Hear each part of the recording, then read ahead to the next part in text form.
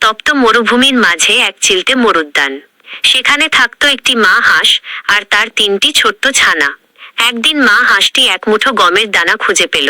সে ভাবল, যদি এই গমগুলো রোপণ করি তবে আমরা পেট ভরে কেক খেতে পারবো।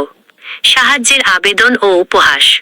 মা হাঁসটি তার প্রতিবেশীদের কাছে গিয়ে সাহায্য চাইল। সে প্রথমে গেল উটের কাছে।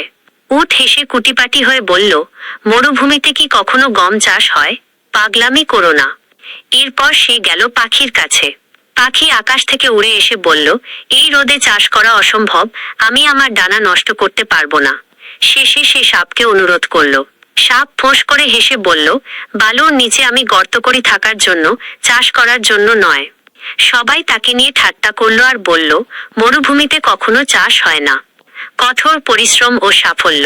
কারো সাহায্য না পেয়ে মা হাঁস দমে গেল না। সে তার সন্তানদের বলল, আমরা নিজেরাই চেষ্টা করব।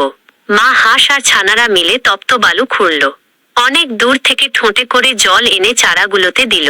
প্রখর রোদে নিজেদের ডানা দিয়ে চারাগুলোকে আড়াল করে রাখল। ধীরে ধীরে মরুভূমির তপ্ত বালু ফুঁড়ে সবুজ গমের শীষ বেরিয়ে এল। সোনালি রোদে গমগুলো পেকে উঠল। মরুভূমির ইতিহাসে প্রথমবার কেউ সফলভাবে চাষ করল। আনন্দের ভোজ। ফসল কাটার পর মা।